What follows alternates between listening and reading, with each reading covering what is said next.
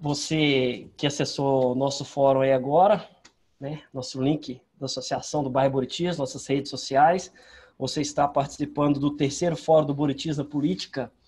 Os pré-candidatos que estão na tela aí, Braulio Lara, Irlan Mello, Pablo Figueiredo, Sargento Mendonça, lá em meados de outubro, né, setembro, outubro, até o dia 4 de novembro de 2019, foram os 4 que se inscreveram para participar deste debate, né? Esse terceiro fórum do Buritis da Política que se iniciou em 12 de novembro de 2019, com o encontro dos pré-candidatos que aí estão conosco, né? E fechando esse terceiro fórum, nosso 8º encontro com o debate final, né? Nós passamos aí por diversos temas: saúde, educação, infraestrutura, desenvolvimento econômico, segurança pública, mobilidade urbana, reforma política, e esse agora, fechando a conta aí, o debate final. Cada candidato pergunta, cada pré-candidato pergunta a pré-candidato, né? E o tema é livre. A Associação do Buritis iniciou esse fórum em 2016 com 11 candidatos, em 2018 com 3 candidatos e agora com os 4 aí presentes. Vamos iniciar com a turma aí, vamos, sem delongas. Boa noite, Braulio Lara. Boa noite, Rômulo. Boa noite a todos. Boa noite aos participantes aí, Irlan, Sargento Mendonça e Pablo Figueiredo. Isso aí. Boa noite, Irlan Mello. Boa noite, Rômulo. Boa noite, internautas aí que estão participando conosco. Boa noite, Braulio, Pablo, Mendonça. Um bom debate para todos. Boa noite, Sargento Mendonça. Abre o microfone aí, Mendonça. Boa noite, Rômulo. Boa noite, Braulio, Pablo. Boa noite, Irlan. Boa noite a todos que nos assistem aí. Boa noite, Pablo Figueiredo. Boa noite a todas e todos que estão nos assistindo, nos acompanhando. Boa noite, Rômulo, que media esse debate. Boa noite, Braulio, Irlan e Mendonça. É um prazer estar aqui com vocês. Bom, gente, conforme já foi falado, o candidato vai perguntar para cada candidato. Vocês têm 30 segundos para para formular, né, a sua pergunta, e tem 2 minutos para finalizar. Ao término dos 2 minutos, né, o famoso sininho vai tocar e eu vou dar mais 2 segundos para finalizar a questão antes de fechar o microfone para a gente dar continuidade e todos terem a mesma oportunidade. Tá? A ordem do sorteio e das perguntas já foram feitas, nós sorteamos um pouco antes de entrar online aí, com autorização de todos os pré-candidatos. Então, o primeiro a responder o A vai ser o Irlan Mello, na sequência o B, o Sargento Mendonça, o C, o Pablo Figueiredo e o D, finalizando as perguntas, o Braulio Lara. Tá? Vamos lá, então. Deixa eu só pegar um reporte aqui da turma, deixa eu ver como é que está o som. Obrigado você que está conectando aí ao terceiro fórum do Buritis da Política, o debate final. Deixa eu ver aqui, o som está ok.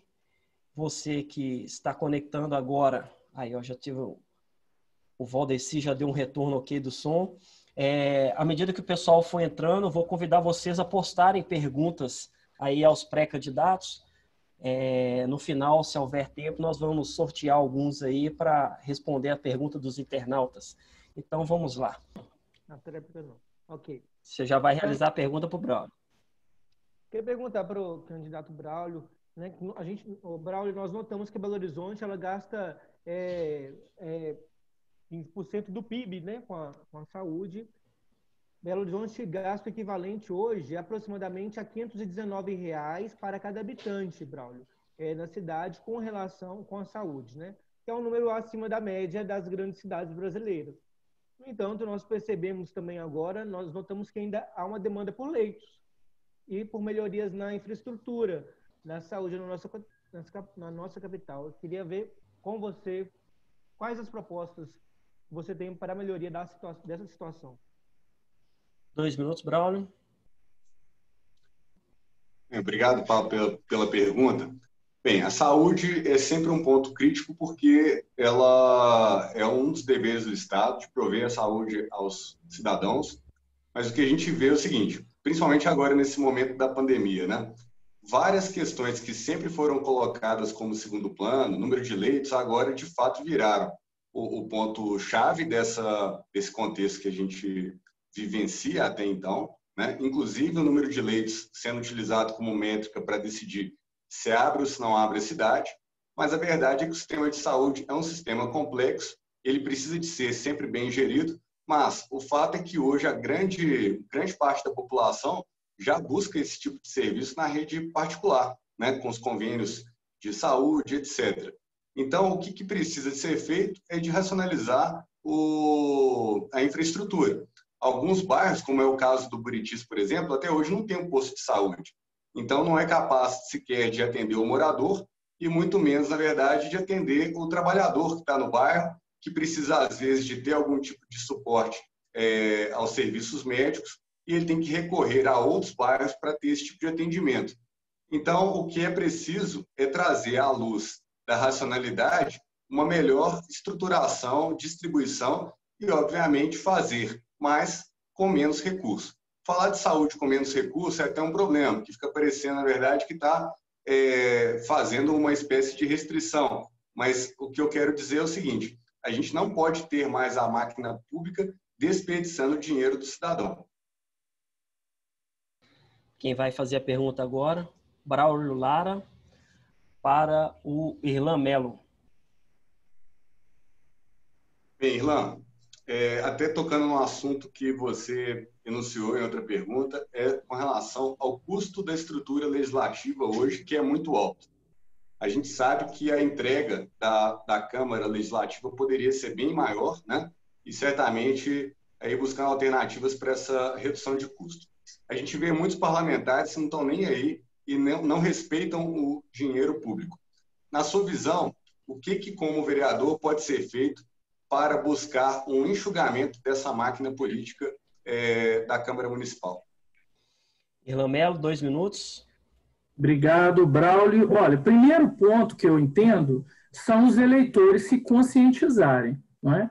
Não adianta você eleger pessoas sem saber a sua bandeira. Qual é a bandeira dessa pessoa? Qual é a estrutura que ele pretende criar no seu gabinete? Quais serviços ele pretende, com essa estrutura, fornecer ao cidadão? Então, o primeiro ponto é esse, é você escolher bem pessoas que têm compromisso com o erário municipal. Porque se você não tem esse compromisso, então já começa errado. Segundo ponto é a fiscalização. É necessário que, depois de votar, o cidadão acompanhe o parlamentar, saiba o que ele está fazendo, aonde ele está, quais serviços ele está prestando, se ele está valorizando aquele voto que ele recebeu, se aquilo que ele está entregando para a sociedade através do seu mandato, efetivamente está de acordo com aquilo que ele recebeu de estrutura legislativa para desenvolver o seu mandato. Então, eu acho que precisa ter um equilíbrio entre aquilo que o vereador, o parlamentar, necessita para realizar o seu trabalho e a economia que pode ser feita. Lembrando que uma economia que é feita no mandato é devolvida integralmente para o executivo. E o vereador não pode indicar para o executivo para onde vai aquela economia. Ele pode até tentar fazer indicações dentro das leis de diretrizes orçamentárias e do próprio orçamento, mas isso independe do valor que ele economizar. Qualquer um pode fazer isso durante o ano legislativo. Então, o acompanhamento, na minha opinião, é o mais importante, porque, infelizmente, o que a gente vê hoje é que você faz o voto e depois você só vai se lembrar quando tem eleição. Obrigado, Irlan. Braulio, 30 segundos para a réplica. Bem, nós do Partido Novo temos um compromisso muito forte com relação à redução de custos.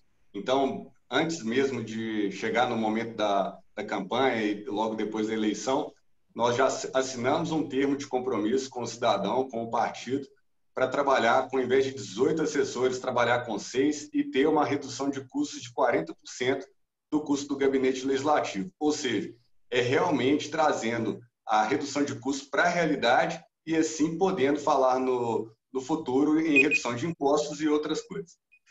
Candidato. Iniciando o segundo bloco, o Braulio Lara vai perguntar para o Sargento Mendonça.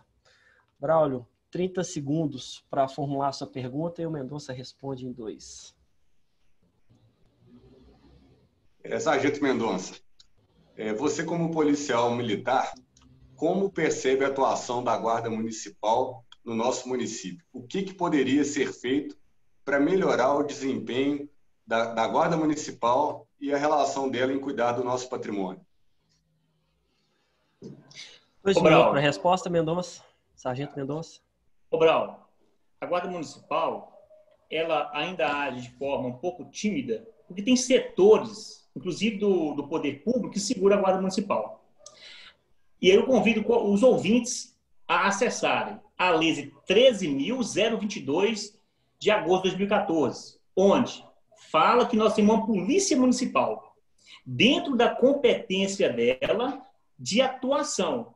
O que a gente precisa fazer é viabilizar essa competência e passar para a Guarda Municipal o que é dela. Retorno ao que eu falei em debates anteriores. O município ainda é visto como uma colônia.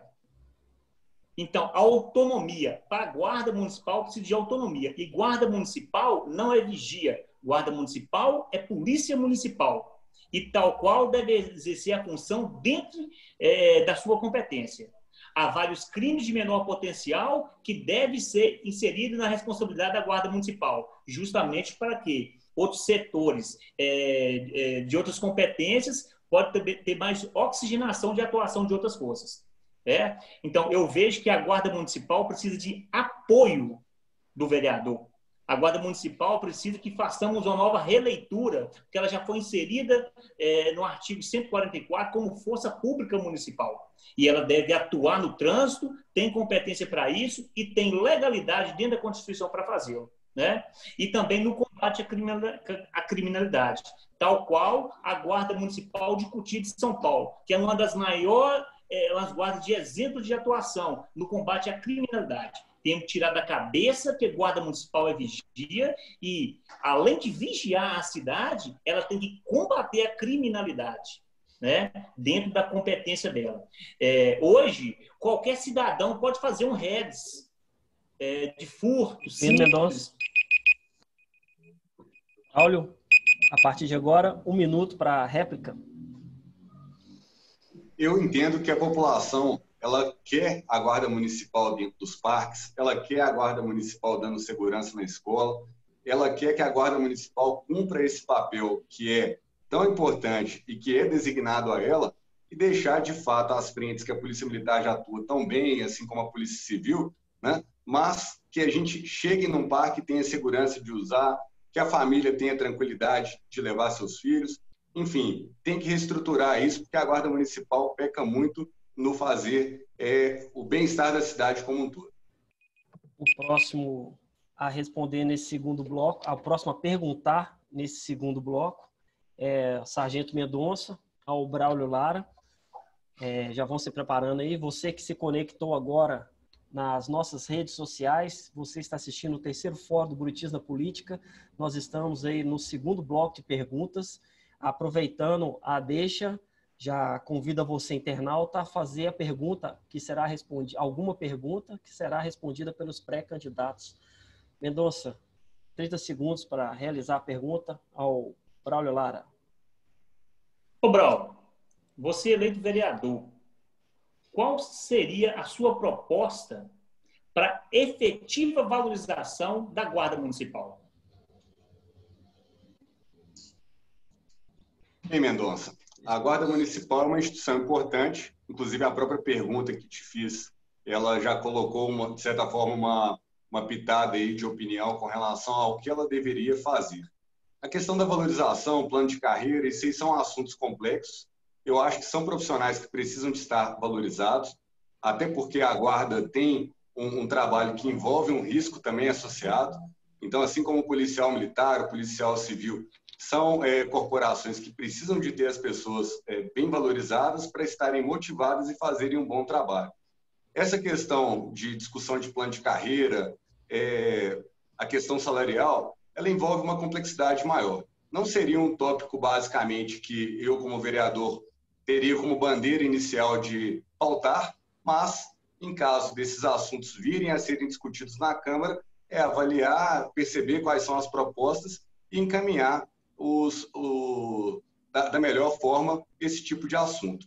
O que eu vejo hoje é que a Guarda Municipal, ela, quando foi proposta lá atrás, ela precisava de estar mais presente. E no nosso caso aqui no bairro Buritis, nós temos alguns parques, como o caso do Parque Agil Pio Sobrinho, tem o Parque Bandeirantes Silva Ortiz, que em vários momentos nós escutamos relatos de pessoas falando que foram ao parque, que viram situações de vandalismo, que viram situações de pessoas usando substâncias, drogas. Então, isso é que eu acho que a gente precisa de corrigir e fazer funcionar bem. Na nossa regional, a gente tem o Parque Estrelinha, o Parque Estrela d'Alva, o Parque Jacques Cousteau. Então, assim, cada vez mais, o que é importante da instituição Guarda Municipal é criar um plano de ação para entregar para a população um bom serviço e aí sim, automaticamente, esse próprio reconhecimento vai acabar vindo para a categoria. Essa é a minha percepção sobre a Guarda Municipal. Quem fará a pergunta agora é o Braulio Lara ao Pablo Figueiredo, aqui nessa terceira rodada do terceiro Fórum do Buritis da Política, com hoje o debate final entre os pré-candidatos. Braulio, 30 segundos para formular sua pergunta. Paulo, trabalho, perspectiva de renda, né, são situações aí que afligem os jovens, né? E, na verdade, é uma situação aí que já perdura aí por muitos anos, talvez 30 anos. Você é um jovem e, se você for eleito, for para a Câmara de Vereadores, como você poderá contribuir para fomentar essa questão da criação do emprego e da renda em BH? 2 minutos, Pablo. Olha, obrigado por a pergunta, porque é uma também das prioridades. Belo Horizonte, ela já foi polo da moda, ela já foi polo de vários setores e perdeu a oportunidade. Hoje, Belo Horizonte é aí uma cidade de referência no sentido de startup, tem um grande ecossistema de startups e a gente não pode perder essa oportunidade. Nós perdemos jovens para outras cidades porque Belo Horizonte não consegue absorver esse público. Belo Horizonte, e hoje não há, Braulio, quem faz esse diálogo na Câmara Municipal, aquele que faz, ele não dialoga, não escuta os setores. A única pessoa que fala sobre isso. Então, eu acho que nós precisamos nos debruçar e promover a economia criativa. Essa é a minha proposta. Economia criativa e economia solidária, que é pensar, valorizar o mercado que é da gastronomia cultural, a pesquisa. Nós temos aqui em Belo Horizonte esse sistema de startups, que é São Pedro Vale, um grande apreço pela economia criativa, né? O Circuito da Liberdade, são filarmônicas, são exemplos de como que nós podemos incentivar a juventude, fazer a empregabilidade, melhorar a economia, também pelo setor da biotecnologia. Por exemplo, nós temos a FUNED Fiocruz, nós precisamos incentivar o Braulio esses setores. Eu quero muito poder fazer esse diálogo com as juventudes, com os setores da economia criativa, para poder incentivar, para poder fazer crescer a produção de conhecimento, como nós temos no UFMG. Nós precisamos aproveitar isso, pensando também, quem sabe, as empresas júniores, a PUC, nós temos o Cefet, pesquisa e desenvolvimento, com o Google. E, então, nós precisamos de uma PBH como incentivadora da economia solidária. E, como vereador, nós sabemos que podemos fazer essa articulação. Eu quero muito fazer essa articulação junto com a prefeitura e poder ouvir essas juventudes, poder incentivar. Claro que o comércio aqui também da região, em toda a cidade, mas, sobretudo, a economia criativa. Obrigado, Pablo. Braulio, 1 minuto para a réplica. Tá certo agora. A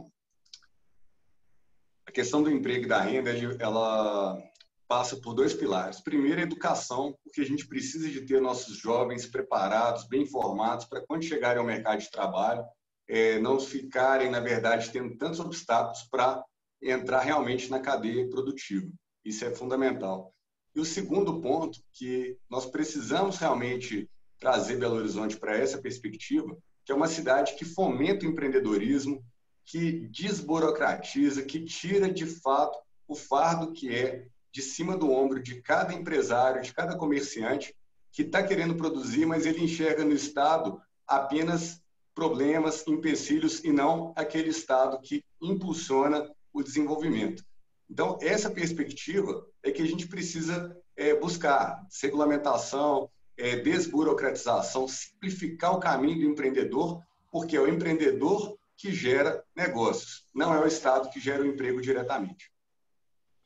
Quem vai fazer a pergunta agora é o Irlan Melo, para o Braulio Lara. 30 segundos, Irlan, para formular sua pergunta.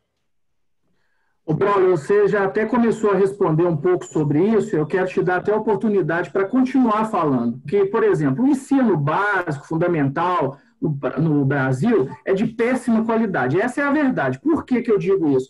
Porque existe um abismo entre o ensino público e o ensino particular. Se não existisse esse abismo, nós estaríamos dizendo que o ensino público seria melhor, apesar dos altos investimentos que são feitos em relação ao ensino público. Uma vez eleito vereador, qual é a sua posição, qual é a sua proposta para a educação e para diminuir esse abismo que existe entre o público e o particular? 2 minutos, Braulio. Obrigado pela pergunta, até porque, como professor universitário, educação é uma coisa que me toca muito e, durante o meu período de formação, eu passei logo no ensino no primário, ali, em escola particular, e logo em seguida, na antiga quinta série, eu fui estudar no Colégio Marconi, escola pública, e depois, mais tarde, na escola técnica, no Cefet, para fazer um curso de eletromecânica. E eu vi 2 situações que me incomodavam muito, que é o quê? A falta de atenção do poder público com o funcionamento efetivo da escola. Então, a gente está falando, por exemplo, da ampliação do regime de tempo integral. Eu sou 100% favorável a isso. Agora, quais são os 2 problemas, né? Não adianta você ter o ensino integral e não ter o corpo docente, não ter o professor, você ter escolas que não conseguem alocar os recursos rapidamente, pouco poder de administração, às vezes, na própria mão dos diretores. Então, enfim, a gente cria uma máquina complexa que não consegue se adaptar rápido, sabendo que Belo Horizonte tem muitos cenários diferentes, regiões mais pobres, regiões melhores, escolas piores, ou seja, a gente precisa de colocar métricas de performance e, com essas métricas, fazer uma gestão eficiente para melhorar o nível de todos. A gente, infelizmente, se depara com crianças e com adolescentes que mal sabem somar e subtrair, multiplicar e dividir, ou fazer um texto. Então, assim, é uma bola de neve, é um problemaço que vai se acumulando ao longo do tempo. E aí, no final das contas, é o seguinte: o que a atuação parlamentar pode ajudar nisso? É de pautar isso. A educação precisa de ser prioridade da cidade, ela precisa de ser prioridade das famílias, ela precisa de ser prioridade dos pais. Essa questão da pandemia, inclusive, por exemplo, mostrou muito isso, o valor que o professor tem e que muitos pais não sabiam. Senhor da Pinta, Braulio. Irlan, 1 minuto para a réplica. É isso aí, Braulio. Eu comungo com as suas opiniões. Eu também tive a parte da minha formação, a maioria na escola pública. Eu estudei na Escola Estadual de 1º e 2º grau Maria Belmira Trindade, eu estudei na Escola Ordem e Progresso. Então, eu sei o que é isso. Realmente, não adianta simplesmente falar em valorização do professor sem também ter uma contrapartida em relação à questão da performance. Precisa realmente ter isso. E, por outro lado, nós tivemos a PPP da Educação em Belo Horizonte, que foi uma revolução. Nós temos hoje estruturas, as EMEIs hoje, são dignas das escolas particulares. Mas essa performance não é cobrada em relação aos professores, que inclusive está na mão de um grupo político há anos, um grupo de extrema esquerda que domina a educação em Belo Horizonte. Então, essa discussão realmente precisa ser feita, é necessária para que a gente acabe com esse abismo, ou pelo menos tente minimizar, porque senão nós vamos continuar com essa diferença gritante entre escola pública e escola privada. Obrigado, Irlan, em cima da pinta. Agora a pergunta do internauta. o quarto pré-candidato nessa rodada de pergunta dos internautas é o Braulio Lara. Braulio Lara, um internauta conhecido nosso, o senhor Paulo Gomide, pergunta como acompanhar de forma eficiente a saúde física e mental da população de rua. 2 minutos. Seu microfone está fechado, Braulio. Perdão. Beleza. Essa situação dos moradores de rua envolve uma série de complexidades, né? Hoje, conforme inclusive foi falado, você tem diversos tipos de origens possíveis, situações que levam as pessoas a irem para as ruas. Um dos problemas, de fato, é a questão econômica, que também acaba potencializando mais ainda esse cenário. Mas a gente tem os abrigos municipais hoje já estão lotados, então, se você for pensar em assistência social, é necessário replanejar e verificar qual que é essa capacidade. Mas o que eu enxergo como sendo o principal ponto é criar uma forma de abordar essas pessoas para criar uma condução rápida. Condução rápida, que eu quero dizer o seguinte, é tentar resolver o problema rapidamente. Uma pessoa saiu lá da Bahia, pegou um ônibus na rodoviária e veio parar aqui em Belo Horizonte. Quanto tempo que a gente gasta para saber de onde ele veio, o que está acontecendo e, às vezes, reconduzi-lo de volta à origem? Então, eu sinto que a falta de um trabalho efetivo acumula muito problema. Então, é o seguinte, uma solução possível seria que os centros de saúde, que são espalhados por Belo Horizonte inteiro, tivesse uma forma, por exemplo, de ter talvez um banho público, onde essa pessoa chegasse ali, tomasse um banho, já fosse feita a triagem, ela tivesse o acompanhamento médico, se necessário fosse. Enfim, a gente tinha que criar uma forma para que essa área de assistência social conseguisse diligenciar rapidamente para diminuir o número desses indivíduos nas ruas. É lógico que estou falando aqui de uma das ideias, mas tem várias vertentes. O ponto-chave é que Belo Horizonte não pode conviver com a população de rua desenfreada e desorganizada, igual tem acontecido recentemente. É a minha visão de vários. A gente precisa de ação. Obrigado pelas suas considerações. Tem que ser levada em consideração a opinião dos 4, né? E o tema é oportuno, a pergunta do Paulo é oportuna pelo seguinte: eu nunca vi tanta gente na rua igual agora com essa bagunça da pandemia. Belo Horizonte cresceu de forma muito desordenada, a ocupação dos passeios, dos bairros, até aqui no Buritis, que, como já foi mencionado aí também pelo Ilan, o CRAS atua aqui diretamente, a Associação do Bairro Buritis tem um contato diretamente com a Regional Oeste, tem uma psicóloga que faz a região, então a gente faz o comunicado, aquela pessoa, a psicóloga vem, faz o atendimento, conversa, vê se a pessoa está precisando de alguma coisa e faz o devido encaminhamento, né, para tentar tirar essa pessoa da rua. E eu falar com vocês, eu nunca vi Belo Horizonte virar uma terra sem lei nesse ponto. Tá? Foi uma coisa assim absurda nesses últimos 6 meses aí com a pandemia. Todo lugar que você vai tem gente, tem barraca, onde não tinha tem.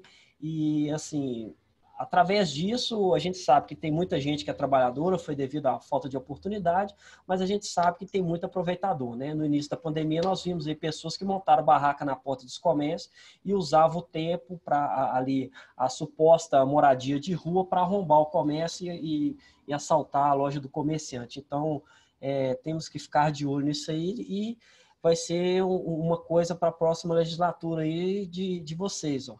Já coloca aí na cadernetinha aí de um dos pontos principais que vai ter que ser abordado aí de forma urgente, tanto a parte humanitária quanto a parte de segurança, porque isso aí não pode continuar, né?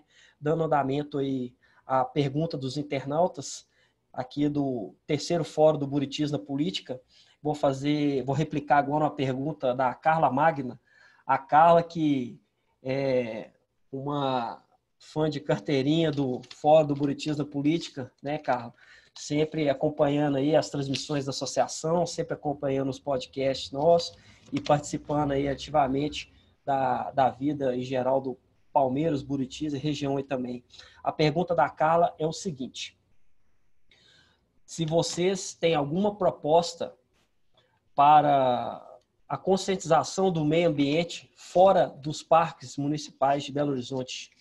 Nós vamos iniciar agora com o Braulio Lara respondendo. Braulio, 2 minutos.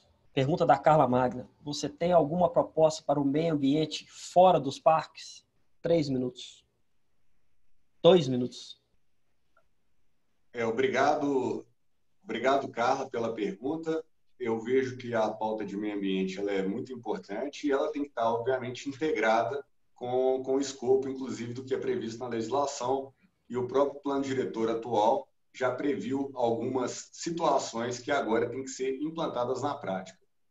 O bairro Buritis tem parques, né? Como todos já sabem, o Parque Agil Pio Sobrinho é o segundo maior parque de Belo Horizonte, e outras áreas verdes que existem no bairro precisam de ser, de certa forma, cuidadas, e em alguns casos, esse cuidar é justamente o quê? Desenvolver uma conexão melhor ou maior com a própria comunidade.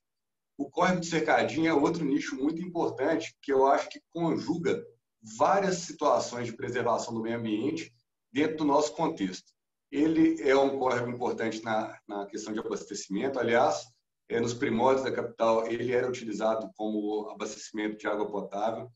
Ele é um dos poucos córregos que ainda correm seu curso natural.